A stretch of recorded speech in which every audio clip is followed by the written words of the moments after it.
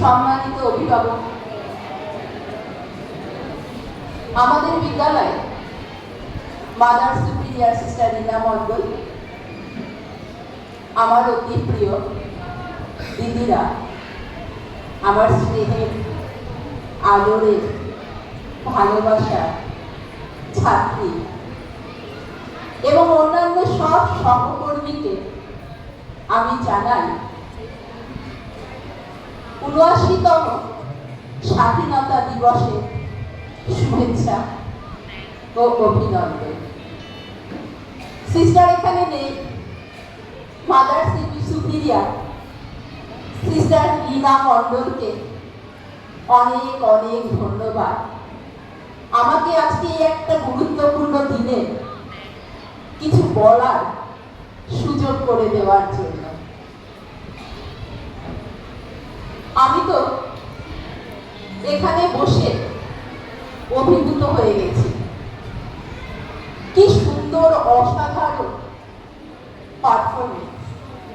এই প্রথম আমাদের বিদ্যালয়ে এত ছোট ছোট ছেলেমেয়েরা স্বাধীনতা দিবস উপলক্ষে এত সুন্দর একটা অনুষ্ঠান করে দেখালো।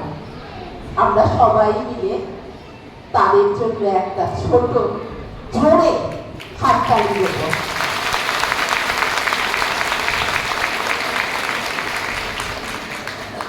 এইবার হাততালি দেব এই সমস্ত ছোট ছোট বাচ্চাদের পেছনে নেপথ্যে যাদের গুরুত্বপূর্ণ ভূমিকা রয়েছে তাদের উদ্দেশ্যে।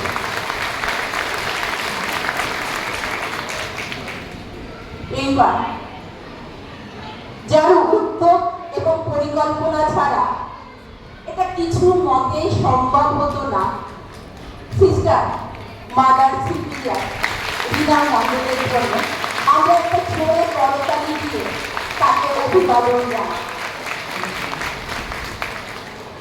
বেশি সময় নেব না, আমি একটু স্বাধীনতা দিবস উপলক্ষে বলছি। 15ই আগস্ট 1947 সালে 200 বছরের পরাধীনতার পর আমরা স্বাধীনতা পেয়েছি। এই 15ই আগস্ট তারিখটি কিন্তু আত্মত্যাগের, সংগ্রামে, সাহসিকতার প্রতীক হিসেবে চিহ্নিত। যে সমস্ত স্বাধীনতা সংগ্রামী বা বিপ্লবীরা আমাদের জন্য আত্মবিসর্জন করেছেন তাদের উদ্দেশ্যে আমি প্রথমেই জানাই আমার সশ্রদ্ধ প্রণাম এবং সম্মান। আজ ১বিংশ শতাব্দীর দোরগোড়ায় এসে আমরা কি বলতে পারি আমরা পুরোপুরিভাবে স্বাধীন? বলতে পারি কি? এখনো কিন্তু আমরা শিক্ষার দিক থেকে, দারিদ্রতার দিক থেকে, বেকারত্বের দিক থেকে আমরা কিন্তু এখনো পিছিয়ে রয়েছি।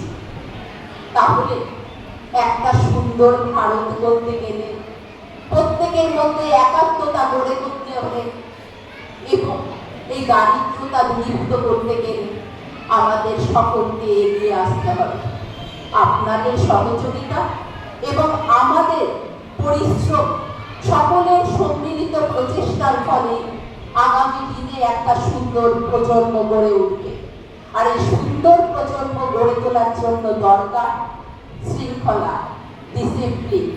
আপনারা আপনাদের বাচ্চাদের শেখাবেন, আমরাও আমাদের বাচ্চাদের শেখাবো।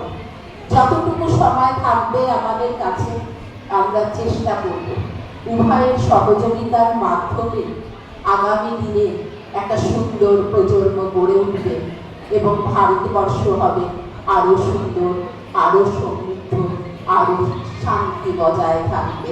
থ্যাংক ইউ, ধন্যবাদ।